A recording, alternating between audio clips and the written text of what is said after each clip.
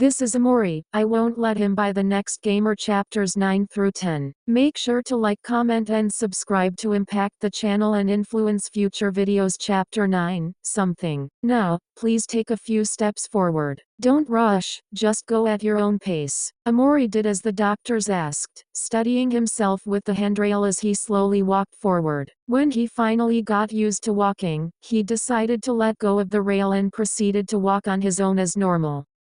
Remarkable, he could hear the doctors exclaiming in pleasant surprise as they took their notes. Mari watched with a bit of concern as her little brother passed all the physical exams with surprisingly little difficulty. You'd think 6 years of muscle atrophy would take a toll on him, the nurse next to her muttered in awe. He's just powering on through without a sweat. It's like a miracle. For some reason, this actually made Mari more nervous than impressed. That couldn't possibly be natural. How does it feel if I do this? The doctor poked at his knee. Omori shook his head. Nothing, really. It's numb, Omori replied simply.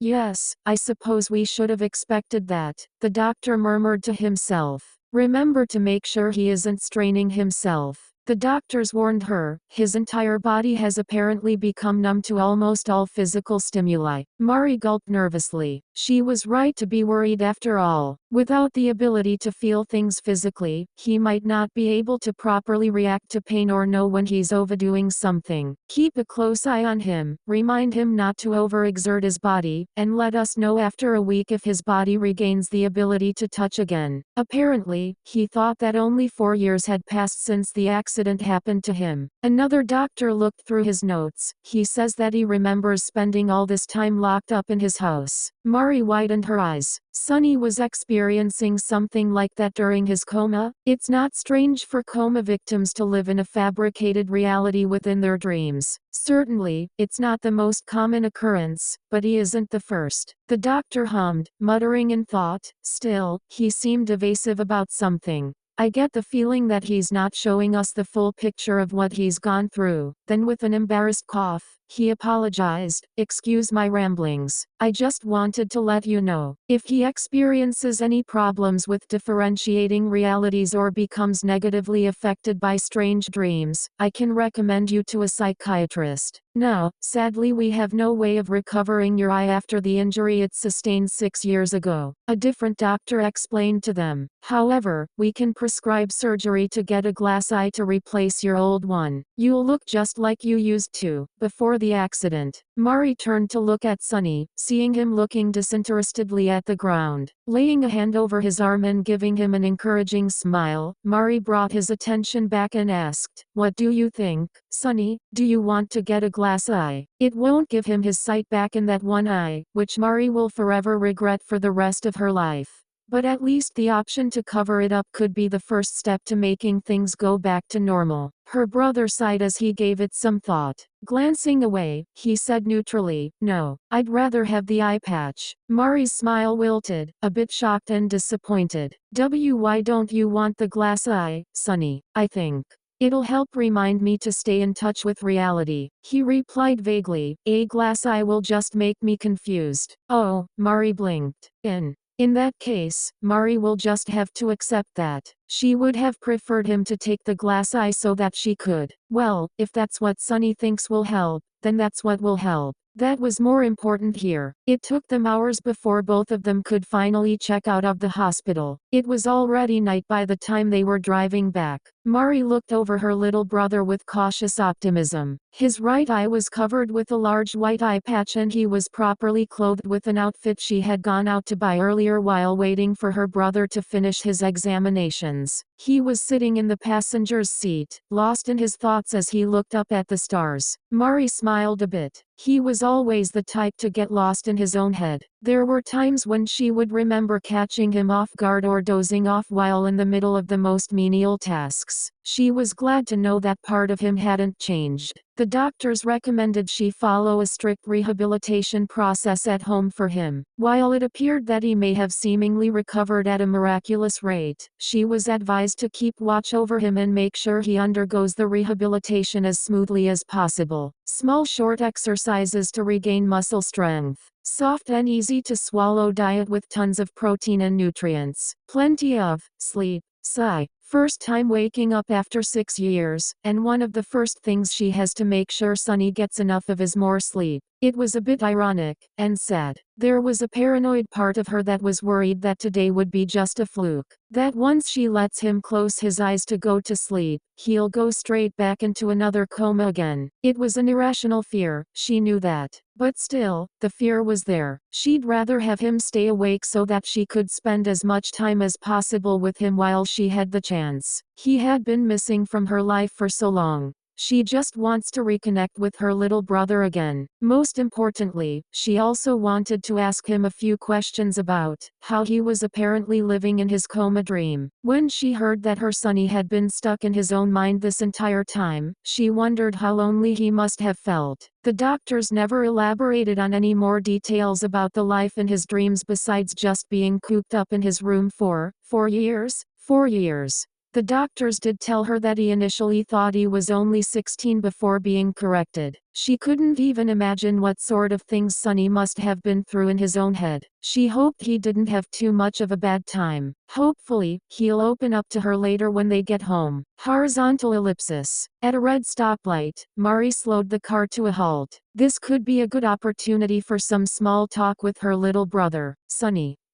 Mari cleared her throat awkwardly, before asking, "Are you doing okay? Do you have any problems readjusting to the situation?" Sonny turned to look at her. Mari could see in his one eye that he still seemed a bit shocked to see her, almost as if he was expecting something else to appear whenever he looked at her. Then that shock turned to sadness. "I'm okay. No problems." He shook his head. Mari frowned at the obvious lie. What in the world did he go through? What sort of things did he see in his coma to make that solemn expression every time he turns to look at her? Reaching a hand out to his shoulder, Mari gave him a bright smile in the hopes of comforting him. "You don't have to hide anything from me, okay? I'm here to help with whatever you need. The only thing it'll cost is your love." Instead of comforting him like she was hoping for, Sunny seemed to have gotten more depressed as she said that. Should she not have said that? Mari couldn't seem to figure out any reason why she shouldn't. It was always something she said in order to convince her little brother to open up more whenever he was feeling down or having problems. It was almost a habit at this point, despite the 6 years that had passed. Sunny took her hand and held it in between his own, looking down as if he was studying it carefully. Mari smiled a bit, watching her little brother play with her hands. It was nice just to see him move and hold her like this. Actually, it was just pleasant in general to see him awake at all. Playing with her fingers, he asked, "How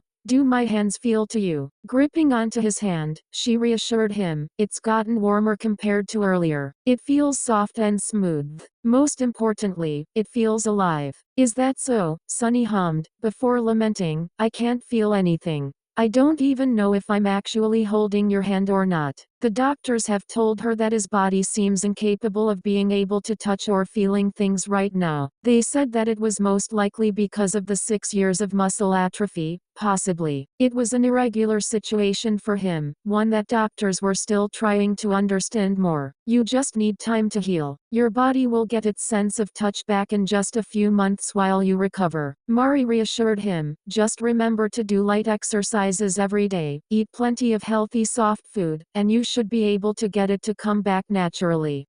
Sunny nodded in acknowledgement but didn't seem to believe it. Mari felt her heart pang whenever she looked at him in this state. It was like he was still having trouble coming to terms with reality. She really hoped that she would be able to help him get used to it soon. The light turned green, and Mari had to unfortunately pull her hand away so that she could grab the wheel and keep driving. They were nearly home. Just a few more blocks to go. "Home sweet home," Mari cheered softly, flipping the lights on. Turning to her little brother, she stepped aside and welcomed him in. Sunny seemed a bit hesitant at first, and she still hasn't figured out why. It was almost like he was nervous to be back at their house again. Still, he entered after a while. His eye carefully glanced over every part of the house, almost in disbelief at what he was seeing. Hopefully, Mari did a good job at keeping the whole place clean. In order to keep herself distracted, she usually spent her free time performing maintenance on the house. She would regularly clean and dust the whole place until she was satisfied, always making sure that for the day Sunny would one day wake up and return home to a nice clean house. Now that the day had finally come, she was nervous about how he'd react. He gave every wall in the room a discerning eye, one that made her wonder if she accidentally made something seem different since the last 6 years. Eventually, his eyes settled on the family portrait in the room. Stepping over to it, he brought a hand up to feel the frame, only to pull his hand back and look at it in disappointment. Right, still numb. He probably forgot. I did my best to keep everything clean and spotless for you, Mari told him with a soft smile. I didn't want to change a single thing until you came back home. Sunny turned to her again. He still did that thing where his eyes would widen in shock, before turning sad. It made her feel a bit guilty, almost like it was her fault. It was her fault, though. You weren't planning to move away? Sunny suddenly asked. Mari blinked in confusion. Move away? Why would I move away? Mari asked curiously. There's no reason for me to do that.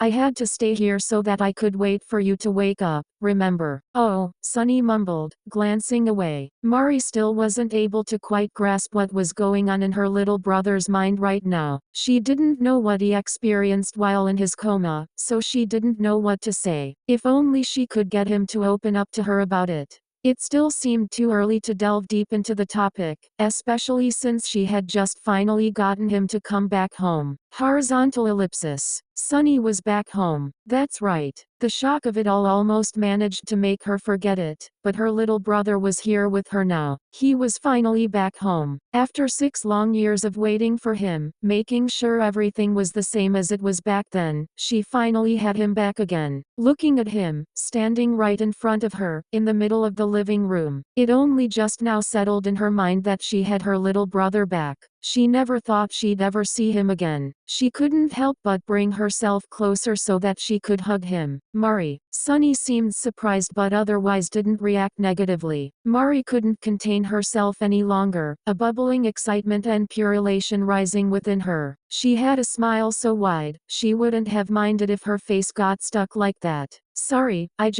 Mari timidly apologized. I'm just so happy right now. Everything happened so quickly today, I didn't get the chance to fully appreciate it until now. God, she felt like she could cry again. You're back. You came back home to me. Mari's voice cracked a bit as she tried to hold her composure. You don't know how long I've been waiting for this day to come. I've wished and prayed every single minute of my life that you'd come back to me again.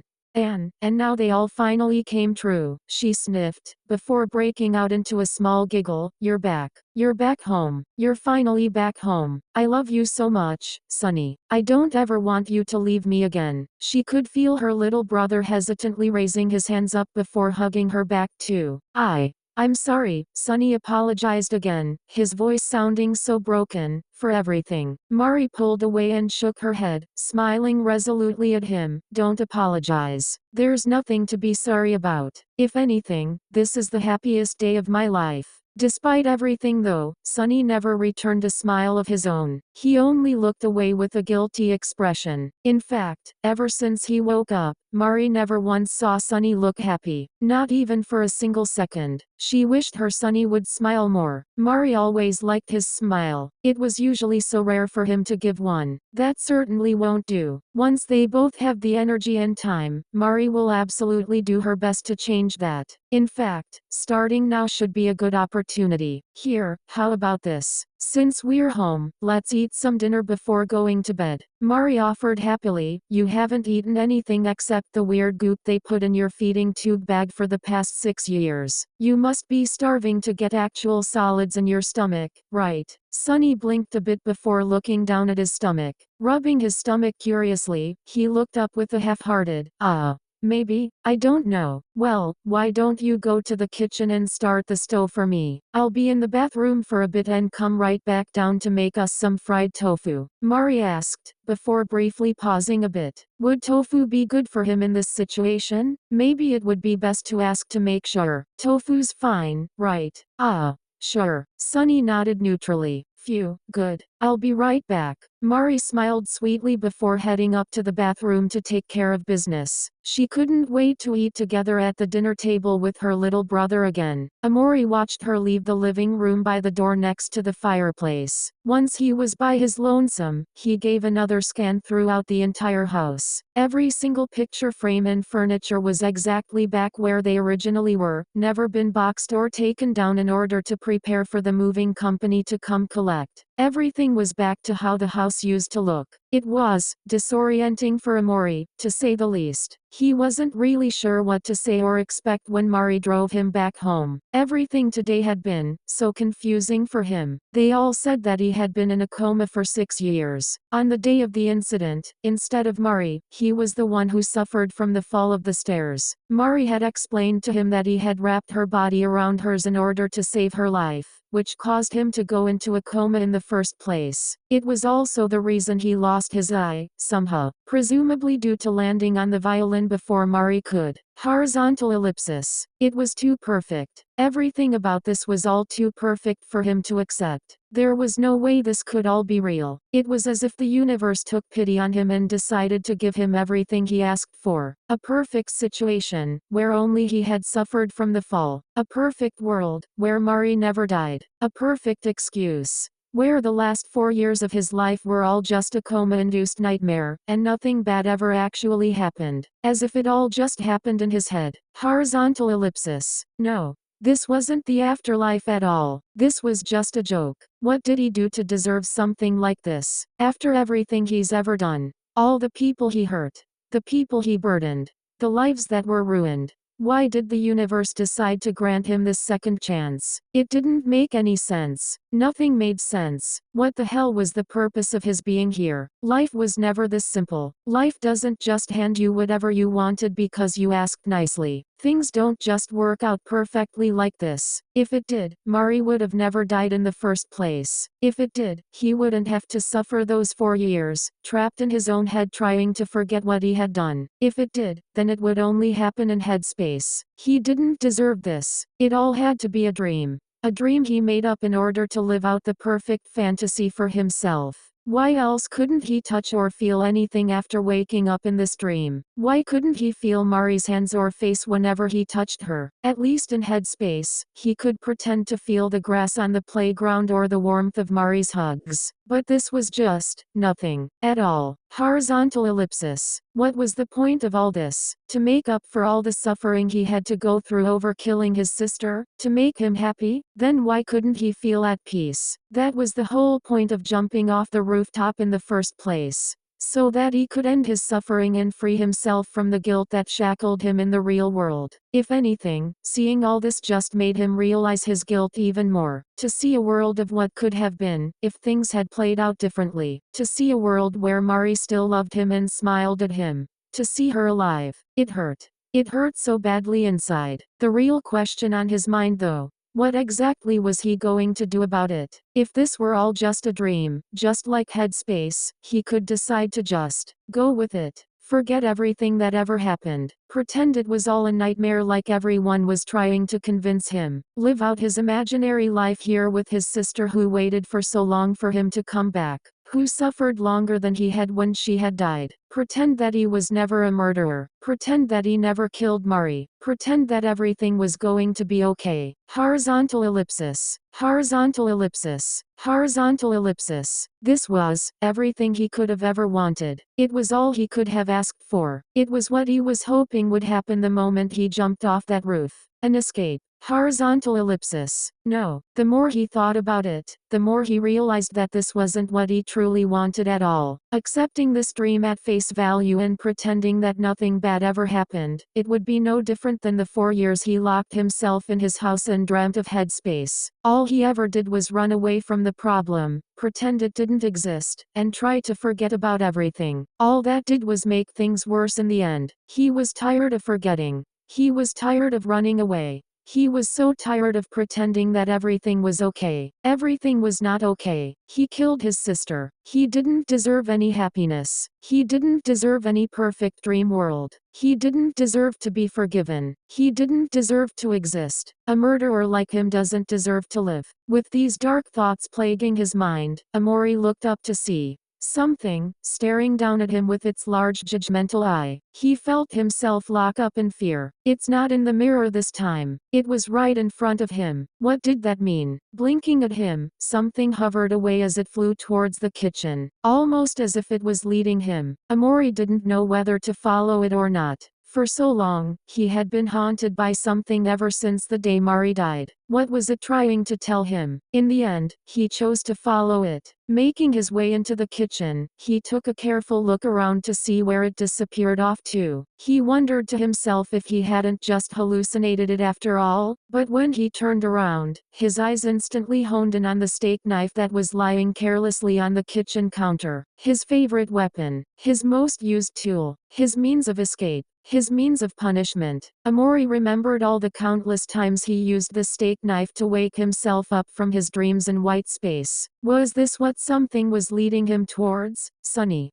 I love you. Horizontal ellipsis. Perhaps this made sense. If this were all just a dream, then it would be appropriate for him to finally wake himself up and accept the reality of the situation. He was never in any perfect world where his sister survived. She was still dead. He had killed her, after all. It was naive of him to even think otherwise. Running away from the truth and pretending it all didn't happen wasn't going to be acceptable any longer. He had entertained himself in this fake delusional world for too long, longer than he deserved. He already made up his mind. He wasn't going to run from the consequences of his actions anymore. Mari was waiting for him to avenge her. A murderer like him doesn't deserve to live. This was the only way for him to make up for everything he's done. Then he'll finally be at peace. Mari took a deep sigh of relief as she went to wash her hands. She wondered what sort of questions she should ask him during dinner to get him to open up about what he's been through. Hopefully, it won't be too invasive to ask what he had done in his dreams. What was more important now was that she helped him get used to being awake in the real world again. If he was still confused or had questions about what happened while he was gone in the last 6 years, she should be able to answer everything without any problems. Or maybe,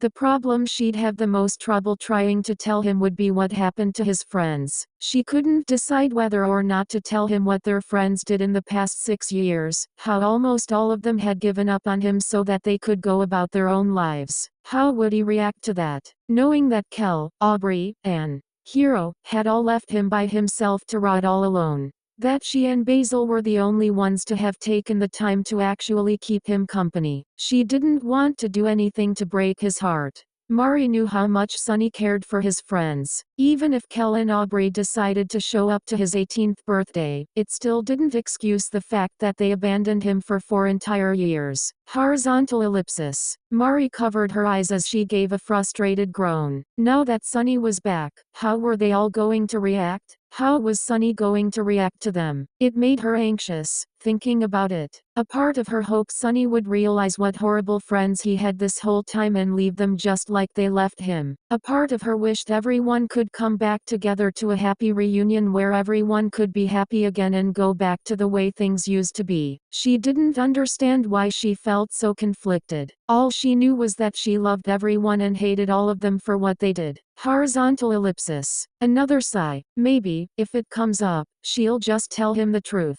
That Aubrey, Kel, and Hiro all chose to leave him to go live their own lives without him. Only she and Basil bothered to visit anymore. How he chooses to react to that will be of his own accord. Whatever he ends up choosing, Mari will have to accept it and support him no matter what. If he forgives them, then he forgives them. Simple as that. If he doesn't, if he ends up being hurt instead, horizontal ellipsis, she'll be there for him, no matter what. After drying herself off with a towel, she looked over to her handbag to pull out the gifts that everyone had left for him. She'll definitely need to tell him eventually. But, maybe not now. Maybe after she gets Sunny situated first. It wouldn't be good for her to overwhelm him with everything all at once. Shaking her head clear, she put the gifts away back in her purse before taking a look at herself in the mirror. She still looked horrible. It's a wonder how Sunny even managed to recognize her while she looked like this. The fact that her face didn't scare him back into another coma was a miracle. Haha. She should start cleaning herself up and take better care of herself. maybe. It's been far too long since she stopped. I have to tell you something. Mari froze up as she felt her ears ringing. Looking in the mirror, she saw Sunny appear out of nowhere in the doorway. That wasn't what freaked her out. What was really freaking her out was that this Sunny looked 12 years old again, exactly how he looked in her dreams. Furthermore, his right eye was completely bleeding. I have to tell you something. He pointed at something behind him, before nodding his head to follow. Mari immediately turned around, only to find that he had disappeared. Horizontal ellipsis. Another hallucination again? What was going on with her these days? Was she actually seriously losing it? Why? Why was she seeing something so morbid all of a sudden? I have to tell you something. She suddenly had a very bad feeling. Horizontal ellipsis. Sunny. Mari widened her eyes in alarm. She needed to go see him. Right now. With a quick step, she exited the bathroom and found herself on the top of the stairs. She hesitated a bit, her phobia manifesting again at the worst possible time. Her vision started blurring the longer she continued to stare, finding the stairs to suddenly stretch themselves to an impossible length. If she falls, she's going to die. But at the bottom, she could see him, a young Sunny with a bloody eye, pointing towards the kitchen, somewhere far away. If she doesn't get to him in time, he's going to die. Slapping herself in the face, her senses came back to her again before she powered through her phobia. Taking a deep breath, she focused and looked at the stairs again. It was back to its normal length again. It's never as scary as you think. She had to remember that for herself. Taking a deep breath, she grabbed tightly onto the railing and speed walked down the stairs, forcing her legs not to tremble by focusing all of her thoughts on her little brother. Focus, focus, focus. She made it to the bottom of the stairs. No worse for wear. Shaking her nerves off, she quickly sprinted her way into the kitchen. Sunny, she called out. There he was, next to the kitchen counter, hands holding onto a steak knife, gripping it tightly while the tip of the blade was pointed towards himself. A single dark miserable eye looking down at his hands, as if he had already made up his mind. Something behind his shoulder. One eye. Mari trembled as her eyes widened. Sunny, Mari called out gently, taking slow steps towards him. Her little brother didn't acknowledge her. Sunny. What are you holding that knife for? Mari asked slowly, steadily, and calmly as possible. Don't scare him. Don't give him a reason to be scared. This time, Sunny looked up at her. The expression on his face was absolutely soul-crushing. Sunny. Can you put the knife back down? Mari smiled gently, slowly trudging her feet forward step by step. Sunny looked back down again, staring contemplatively at the knife in his hands. Something wrapped an encouraging hairy tendril on his shoulder. Mari was starting to panic. Please put the knife down, Sunny. You're scaring me. Mari started pleading. Sunny turned back to her again, his eye completely glazed over as if under a spell. Please. Please put the knife down, please. Mari continued, I'm begging you. By now, Sunny had a pained expression as he continued looking back and forth between her and the steak knife in his hand. He didn't know what to do. Don't do this. Please. Mari desperately pleaded, listen to your big sister. Listen to my voice. I don't want you to go. Sunny's hands began trembling as he gripped the knife tighter in his fingers. Won't you please stay? Stay with me? Stay with your big sister. Mari kept begging, her feet beginning to weigh even heavier the closer she moved towards him. Don't break your sister's heart and leave so soon. Not after I just got you back. Sunny looked up to her again, tears streaming down his eye. He was in complete agony over deciding what to do. Please stay. Just a little longer. Mari smiled desperately. Won't you do that for me? Horizontal ellipsis. Sunny clenched his eyes shut and took a deep breath. Mari felt a chill down her spine as she prepared for what came next. Horizontal ellipsis. Horizontal ellipsis. Horizontal ellipsis. Somehow, for some reason, whatever being out there watching them was on her side. Sunny pointed the steak knife away from his body and shakingly placed it back on the counter before stepping away. Something was already long gone. Horizontal ellipsis. Seeing her chance, Mari was already quick on her feet to grab the steak knife away from him and put it back in the knife holder. Just to be extra safe,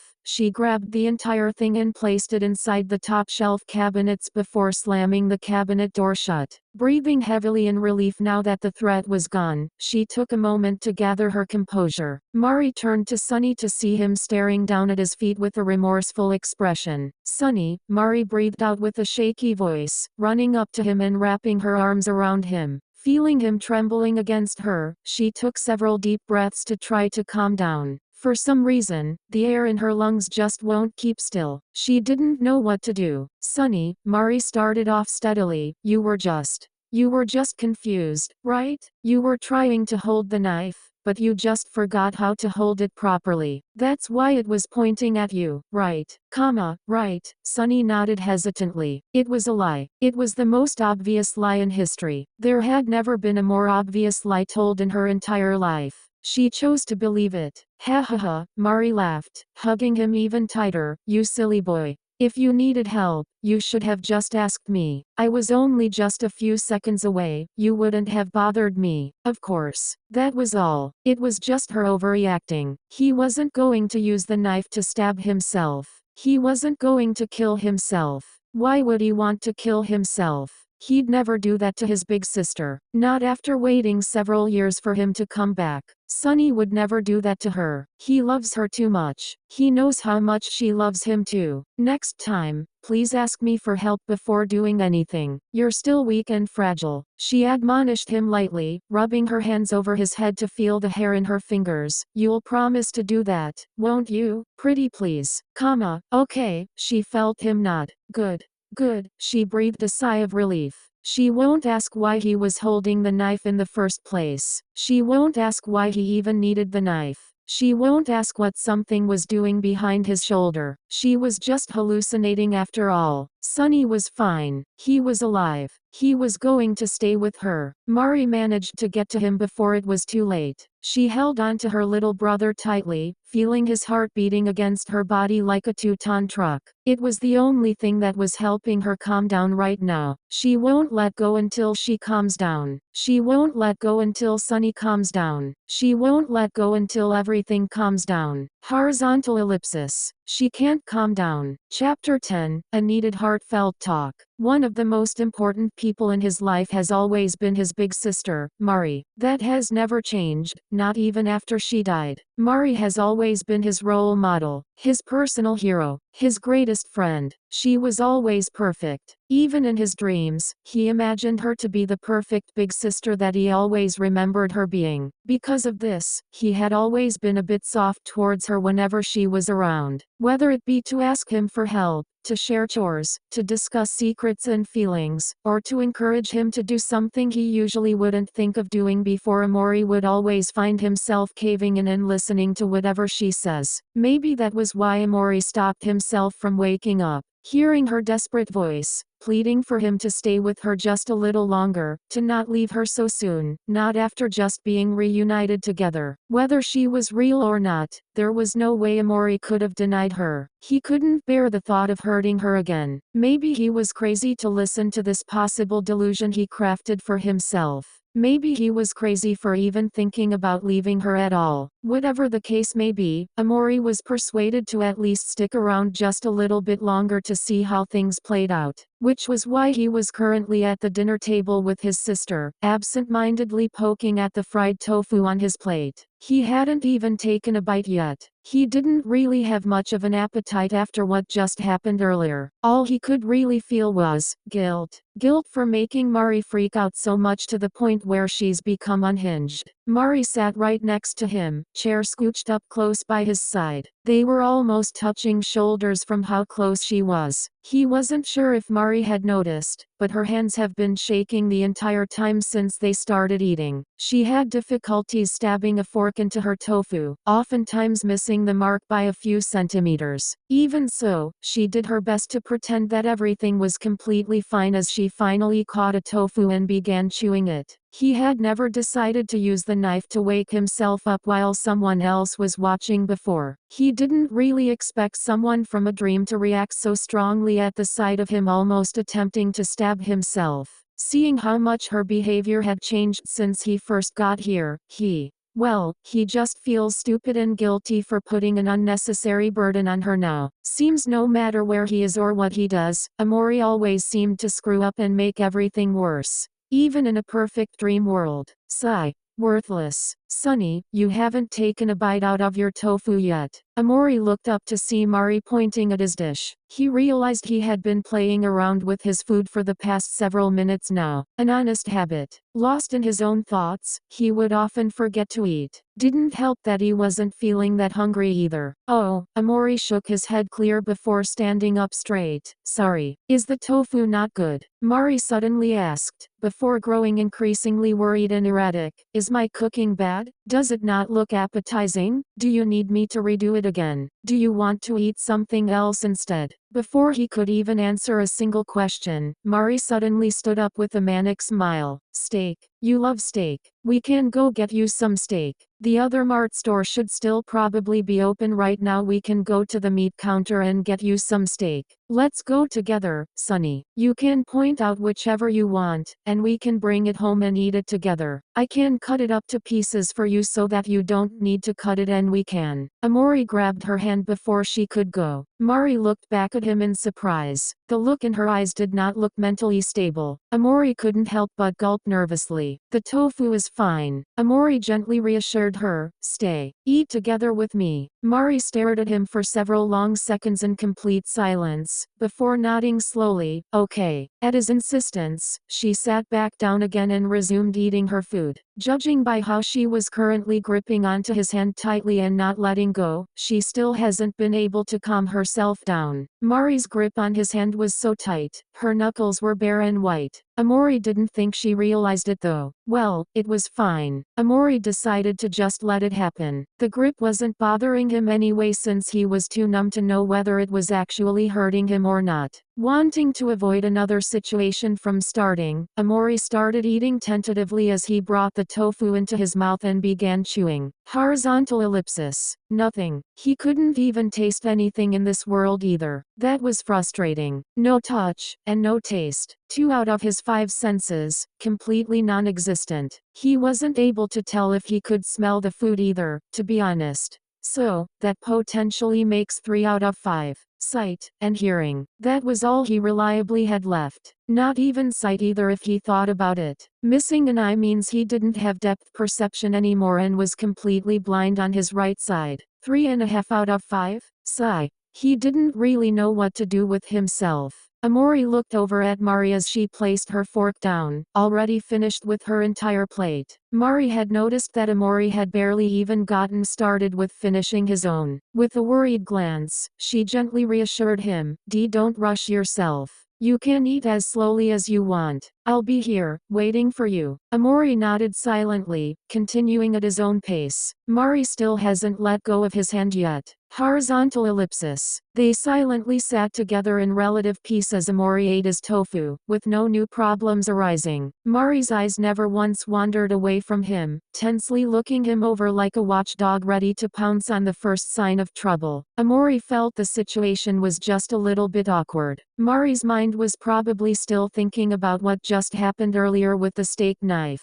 She was acting extremely erratic and overprotective. It made Omori uncomfortable. Maybe it would be better to say something so that she could get her mind off of it. What to say though? He wasn't exactly a man of words. He was usually more reserved, preferring to listen to others more than partake in conversation. Still, he had to think of something to ease the tension. Horizontal ellipsis. He thought back on the family portrait he saw earlier when he first entered the house. The portrait was taken back when he and Mari were only just babies. This whole time, he never saw his mom and dad here. They didn't even bother to show up for dinner. Hey, Mari, Omori started off steadily, where's mom and dad? Mari blinked a bit, clearly not expecting him to start the conversation first. After a bit, she stumbled a bit as she answered, well, dad is currently out on a business trip overseas. He's part of a paper business or something, I don't really remember.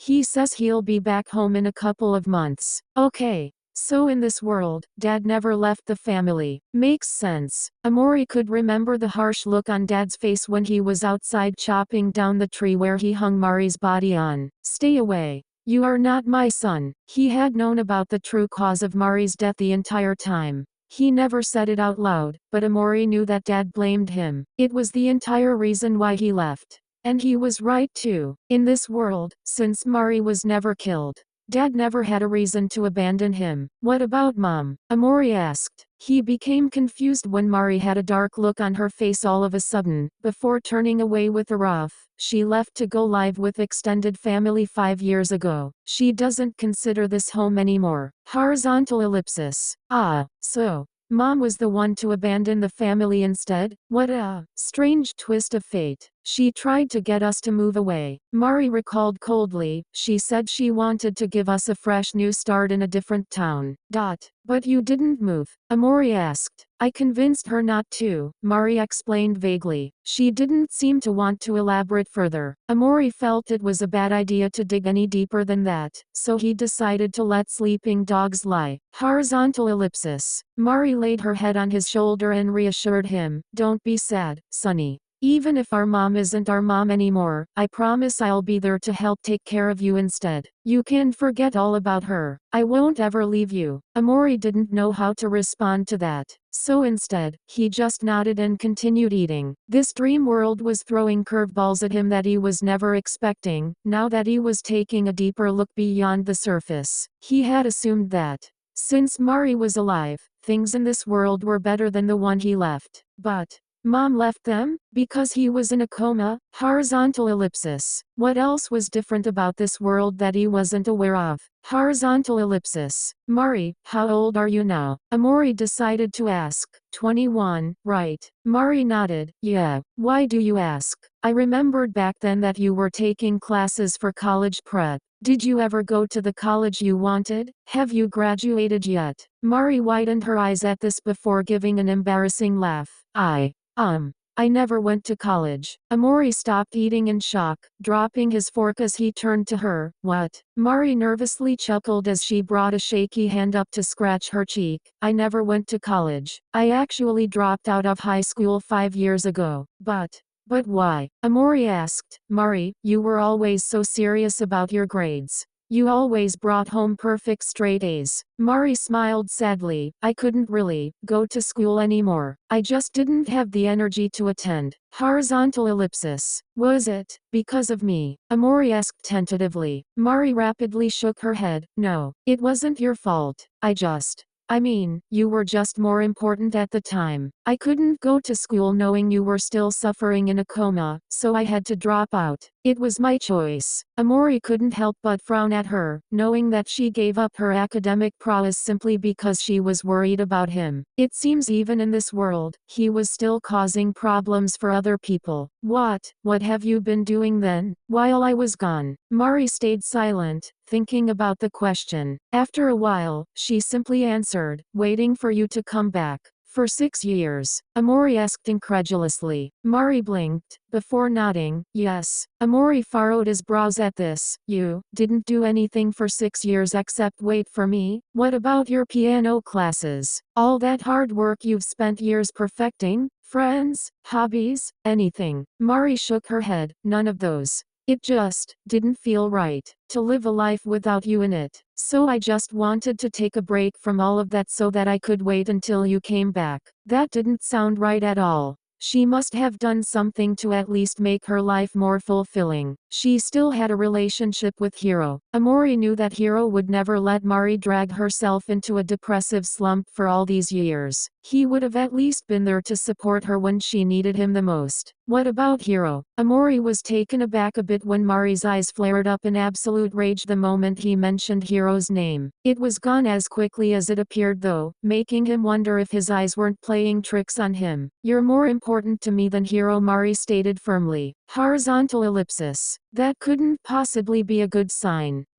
What? There was a question he needed an answer to, but his voice couldn't find the strength to continue, fearing for the answer he might hear. In the end, he pushed through and asked, what would you have done if I never came back? Mari stared blankly at him. She didn't answer. She stayed silent for the longest time. Eventually, she glanced away with a fake smile and changed the topic by asking, "Are you done with your tofu? I can put it away for you." Mari quickly let go of the vice grip she had on his hand and already took his plate before he could respond, quickly leaving for the kitchen. Omori could only stare back at her. Horizontal ellipsis. Horizontal ellipsis. Horizontal ellipsis. This world wasn't perfect after all. Even in this one, he had inadvertently ruined her life. Even in this one, after somehow saving her from falling down the stairs and sacrificing himself in the process, she chose to sacrifice everything important to her because she couldn't live without him. Even in this one, she had suffered because of him. This didn't make any sense. Nothing made sense. Why was he here? What kind of world was this? Why was he in this world to begin with? Is this all just a dream like he thought, or was there something more to it? Why did he come here instead of dying? He just couldn't understand anything. What did any of this all mean? Horizontal ellipsis. Horizontal ellipsis. Horizontal ellipsis. Was any of this even real? Dishes were cleaned and placed away as the nighttime crept deeper. After the tiring day the two siblings had together, some sleep would probably do them some good. The two of them stood by at the bottom of the stairs, Mari looking at it cautiously while Omori continued to be lost in thought. Mari gulped, wondering how she should tackle this new hurdle. She never really thought about how her little brother might react to the stairs that almost nearly killed the both of them. Mari didn't want him to suffer from the memories of what happened that night, so she was unsure how she should handle this. Looking over to him, Mari could see that he wasn't even really paying attention to the stairs at all, lost in his own thoughts. Once they go up the stairs, would her little brother react strongly to it? Would he be suffering from some PTSD that she and the doctors never found out about? It was unlikely to be the case, but Mari still wanted to make sure so that he didn't end up getting hurt over it. For her, ever since that day, she had always had a phobia of falling down the stairs again. Sometimes she would manage the strength to get over it, going down the stairs with relative ease. Other times, there would be days where her phobia became so strong, she wouldn't want to even look at the stairs anymore. The only reason why she never decided to move her bed away to the bottom floor was because she didn't want to do anything to change the house, in case Sunny ever woke up and came back home to her. If Mari was suffering from this, she wondered if her little brother was too. Horizontal ellipsis. If he was, then Mari would have to take the responsible role and resolve herself to get over her fear so that she could help her little brother overcome it too. Taking a deep breath, she grabbed her little brother's hand and tugged it, causing him to look up at her. With a reassuring smile, she asked softly, "Are you scared of the stairs?" Omori looked between her and the stairs leading up to her room, before giving an unsure, "Yes, sometimes. Not as much as I used to be." Mari was a bit shocked to hear about this. Used to be. Omori thought back to the dream world where he overcame his fear of heights as he climbed up to the surface of Otherworld. In order to search for a missing Basil, he had to find the courage to help himself reach into outer space in case his friend was ever lost there. At the time, he never realized that he had placed the ladder there in order to intimidate him from ever leaving his comfort zone. "I pushed myself to get over it eventually," Omori explained vaguely. "You mean while you were dreaming inside the coma?" Mari asked. Omori paused at her words. "That's right." This Mari would have no knowledge of anything he had been through for the past 4 years of his life. To her, anything he tells her about what he experienced would just be taken as memories from a world inside his coma. But, it didn't sit right with him to treat the last 4 years as if him being in a coma. He couldn't believe that it all just happened in his mind. It felt too real to just be another dream. It was all too real just to be a nightmare. Horizontal ellipsis. So what did that make this world then? Unaware of the mental turmoil in her little brother's head, Mari smiled encouragingly. "That's good then. If Sunny wasn't going to have any issues going up and down the stairs, then that eases the burden off her shoulders. One less thing to worry about." Horizontal ellipsis. Her little brother managed to overcome his fear first before she ever did in the last 6 years. Without even being awake to do it. Kinda makes her feel pathetic in comparison. She was supposed to be the reliable older sister, wasn't she? If her own brother was improving himself and outgrowing her without help, What good was she? Horizontal ellipsis. Clearing her head of depressing thoughts, she cheered herself up by pulling Sunny's hand and leading him up to their rooms. Come on, we should get to bed so that we can wake up early in the morning. But her little brother didn't follow after her. He just stood there, mulling over his thoughts. He looked like he had something serious on his mind. Sunny, Mari asked in concern. It took a while before Omori looked up at his sister, watching over him with worried eyes. If this were all just a dream, then perhaps it would be better to tackle it directly and shatter the fake walls around him. Mari, Omori started steadily, can I ask something serious? Mari brought herself closer as she gave a reassuring smile. Of course. I'm always here to help with whatever you need, little brother. Horizontal ellipsis. Omori took a deep breath and sighed. With a disillusioned eye, he asked, are you real? Mari blinked a bit, confused by the question. It took her a while before she could even respond. What do you mean? Are you real, Mari? Omori asked again, is any of this real, or am I just stuck in another dream? Sunny, Mari grabbed his hands and lightly caressed his fingers before reassuring, of course, I'm real. Everything here is real. You're not dreaming, Sunny. Then how are you still alive? This caught Mari off guard. In fact, it was so out of left field, she didn't even know what to say. She didn't even know how to comprehend the question in the first place. What? Mari stammered. Omori studied her, watching her reaction with a contemplative stare. Stepping past her, Omori kneeled to the floor right next to the bottom of the stairs. He brought his hand up to caress the floor where he last remembered seeing Mari. That night. The day of the recital, Omori began, looking up at the top of the stairs. We had an argument after I threw the violin and broke it. Mari, after a short while, began to recover her senses as she snapped out of her stupor. Looking over to Sunny, she sat down right next to him and decided to listen carefully to what he had to say so that she could understand his question better. Omori continued, at the top of the stairs, we were shouting at each other. I was trying to get my feelings across to you, but you were still angry about the violin I broke. You were so upset about how I destroyed the gift that everyone worked so hard to get for me that one Christmas party. As Mari listened intently, she felt a small ringing in her ears. It wasn't enough to distract her, but it did make her feel uncomfortable a bit. Actually, they were arguing over Sunny's violin? Did Mari really get that upset over something like that? It was hard to remember since it was so long ago. Shaking her head clear, she continued listening. I had been so frustrated at that point. I just wanted to get away from you so that I could calm down.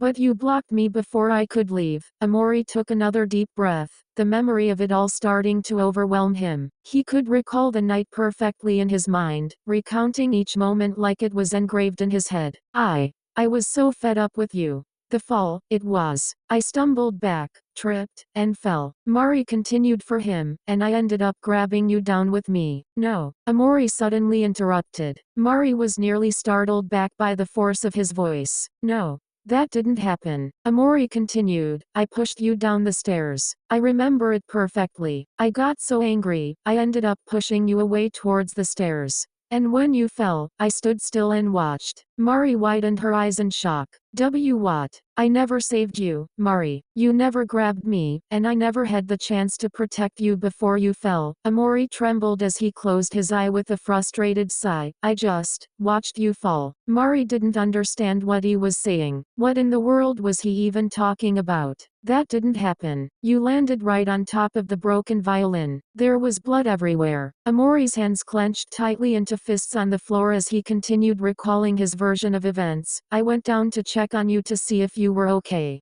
You wouldn't. You wouldn't move. You weren't breathing. You wouldn't wake up. Mari stood still in silence as she continued listening, unable to believe what she was hearing. I kept shaking you, asking if you were okay, begging you to wake up. I was still in denial about what happened. Omori furrowed his brows and slowly shook his head. I carried you up to our room and put you in bed because I thought you just needed some rest. Just a little bit of rest, and you'd soon wake up. Omori turned to her, giving her a heartbroken frown. You never woke up. Mari felt her heart being stabbed. Turning back to the floor, Omori continued, I was trying to convince myself that it was all a dream. A nightmare. I was trying so hard to wake myself up, hoping that once I did, you'd still be there. I kept calling your name. I kept hitting myself in the head. Nothing was working. You wouldn't wake up, and I couldn't do anything to reverse the situation. But then Basil came along. He was there with me. He had seen everything that happened. Omori curled up into a ball and gripped onto his hair with a frustrated hiss. He told me that everything was going to be okay.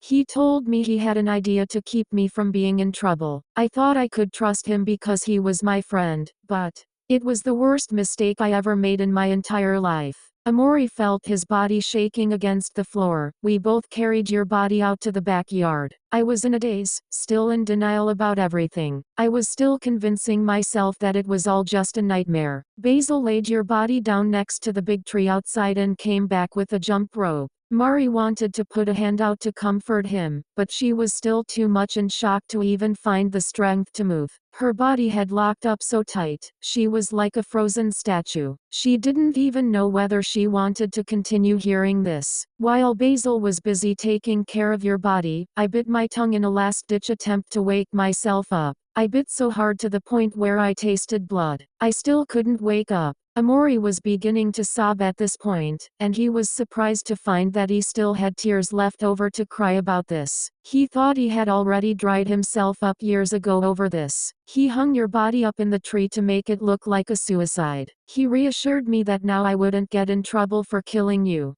He kept pulling me back inside the house, but I turned around. I shouldn't have turned around. I saw. You were staring at us. At me. Omori gasped out. You had your eyes open and you were staring at me. That's when I realized that you weren't dead yet. You were somehow still alive, but then I finished the job and helped hang you. You woke up just in time to die. Omori felt his hands become slack as he finished recounting the memories of that night. Straightening his back up, he turned to look at Mari, giving him a horrified expression. You're dead, Mari. I killed you. Omori stated emotionlessly. You died, and it was all my fault. So how are you real? How are you even alive? If any of this is real, why don't you hate me for what I did? Mari couldn't even find the words to say anything. She was so shocked and appalled by what she was hearing, a part of her felt like denying it. But as she listened, slowly it began to dawn on her why her sonny was acting so depressed and strange this whole day. The apology from this morning came after just waking up. The shocked looks he would give her every time he turned to glance at her, before looking so sad and regretful. When he held the steak knife in his hand and almost nearly, kill. She closed her eyes and concentrated. Horizontal ellipsis. Nearly killed himself. It all stemmed from the guilt of thinking he had killed her, because he thought it was all his fault. In his morbid mind, he experienced a different life than she had. A world where Sonny killed his big sister and was haunted by her death for 6 entire years in his mind, constantly blaming himself, suffering from the guilt and trauma over what he had done to desecrate her body in some misguided attempt to escape the responsibilities of his actions. Not even in her worst nightmares did she ever imagine herself in a situation like this. To think that this was what he had gone through, in his own mind. Trapped in an endless nightmare of guilt. For 6 years, and he still couldn't bring himself to believe that he was awake yet. Mari felt like she was going to be sick, but instead of running away to clear her stomach, she kept it all inside as she forced herself to come closer to Sonny and wrap her arms around him again to give him a great big hug. I will never hate you, Mari whispered hoarsely in his ear. I could never ever hate you, Sonny. Why? She could hear him mutter, it was my fault. It wasn't. She screamed out, stop saying that it was your fault. It wasn't his fault. It was never his fault. That day, when he protected Mari from the fall down the stairs. That day, when he bled out and nearly died. That day, when he became comatose. If anything, it's all my fault, Mari admitted. It was all her fault. Everything was entirely her fault. I shouldn't have gotten angry at you, Mari stated out loud to herself. I shouldn't have shouted at you and hurt you like that. I should have known something was wrong and patiently tried to understand you, but I didn't. Because I was so stupid. She held on to her little brother as tightly as possible. You've been suffering all this time. Thinking you killed me. Thinking it was all your fault. She shook her head, but it wasn't your fault. It was all mine. If only I hadn't gotten clumsy near the stairs, I would have never grabbed you down with me. You would have never gotten into a coma. You would have never experienced any of this. It's all her fault. It's all my fault. I'm so sorry that I put you through this, Sonny. You've been stuck in a never-ending nightmare this whole time, and I didn't even know. It's all my fault that you're like this. You shouldn't say that. Even now, after admitting everything to him, her little brother still loved her enough to hug her back and comfort her. She didn't deserve it. She didn't deserve his love and respect. She was the cause of all of his problems and suffering. She didn't deserve to be treated so kindly. Her little brother was so kind and considerate to everyone he met. So kind and considerate, even to Mari. She wished he would blame her instead of himself. Horizontal ellipsis. Pulling away from the hug, she forcefully grabbed onto his face and made him look at her. With a stern glare, she said directly at him, "You are not dreaming, Sonny. You are awake. I am alive. You never killed me. I'm right here, and I am never going to leave you ever again. Forget everything you thought was true, and believe me when I say that it was all just a horrible nightmare." Omori stared back at her. Even though her hands were grabbing a hold of his face, he still couldn't feel her touch. He wanted to believe what she was saying. He wanted to so badly, so desperately. But he couldn't write off the last 4 years of his life that easily. Not when the memory was still fresh on his mind. There was no way it was all just a nightmare. There was just no way. It was all too real to be a nightmare. It hurt too much to be just a nightmare.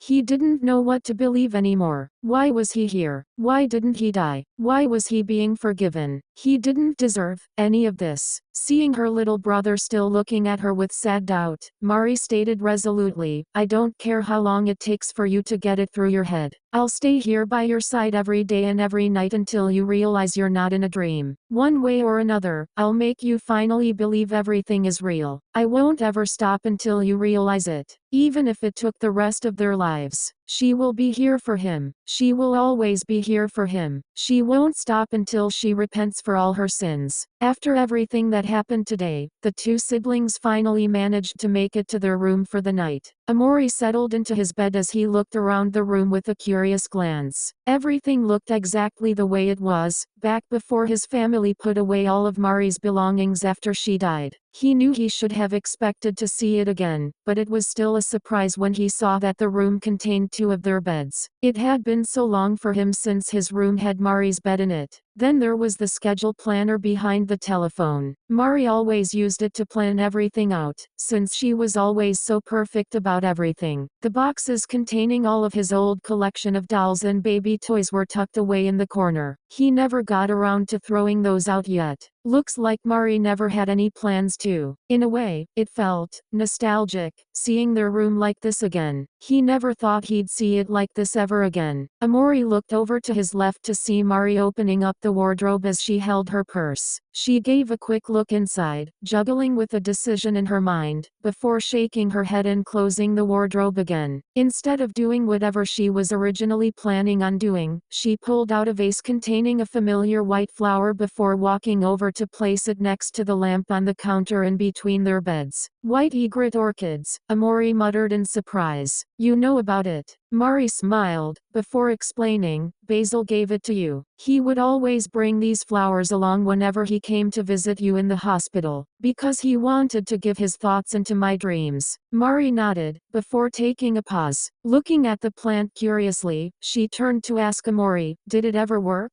Has anything he ever said reach you?" Omori looked away as he stared up at the ceiling. "Don't know, maybe." Omori answered vaguely. Honestly, not even he knew if it ever worked or not. He always had difficulty differentiating between his dreams and reality sometimes. If Basil ever thought about him, he wouldn't be able to tell it apart from the dreams and nightmares that involved the flower boy. In headspace, he always went missing. And Omori would always come searching. Countless times. Countless cycles. "I didn't want to leave the flower by itself, so I took it back home with us," Mari said, admiring the flower. "It just feels important, you know." Omori remembered the day Mari's casket was buried in the cemetery. Her body was surrounded by white egret orchids as she was lowered down. "When we have the energy tomorrow, I should get you all caught up over the last 6 years you missed," Mari told him. I would have told you over dinner, but I thought it would have overwhelmed you after everything that happened. Sorry, it's okay. Omori reassured. I feel pretty tired, honestly. We can deal with that tomorrow. Mari nodded. Okay. Turning the light of the lamp off, she settled herself in her own bed and whispered a good night to him. Omori returned it back. As he closed his eyes, his mind was filled heavily with thoughts of everything that had happened today. In the end, he still didn't know what was going on or what was happening. He was still so confused about everything. Horizontal ellipsis. Horizontal ellipsis. Horizontal ellipsis. The same question just kept repeating in his mind. Why was he here? It was the question that was driving him up the wall. There had to be a reason for why he was here in this world instead of being dead. He just couldn't figure it out. Why wasn't the universe punishing him over what he did? Why did it place him in this confusing world and try to convince him that his original life was just a coma-induced nightmare? This world didn't bring him any peace. If anything, he's just been more frustrated and confused since he woke up. Something still haunted him, reminding him over what he's done. He knew that it all couldn't possibly be just a dream. But this world was nothing like Headspace either, so he wasn't sure if this was or wasn't a dream either. Omori felt so tired trying to wrap his mind around everything. So tired, he probably could fall asleep at any minute. Horizontal ellipsis. He wondered. Would Omori still dream of white space, now that he wasn't trying to repress the truth anymore? His safe haven, where nothing went wrong. Sunny had destroyed the light bulb that contained all of his repressed thoughts and memories of what happened to Mari. What will happen to him once he falls asleep? Horizontal ellipsis. A rustling sound to his right side interrupted his thoughts, as he suddenly could hear someone breathing right next to him. Opening his eyes, he turned to see Mari had gotten into his bed and hugged him. She had an embarrassed and guilty smile. Sorry. Mari apologized. I don't know if you think you're too old to sleep with your big sister anymore, but it's been a long time since we last slept together like this. I always remembered back then when you came over to sleep in my bed whenever you had nightmares, and I missed those times. Mari brought herself closer and pulled Omori's head against her chest. Even though he couldn't feel the warmth or touch of her body next to him, he could still hear the sound of her heart beating in his ear. Her heartbeat. It made such a beautiful rhythm. He could stay here and listen to it forever. I hope you don't mind, Sunny, Mari asked nervously. Omori shook his head. It's okay. I actually like this. Mari breathed a sigh of relief. Good.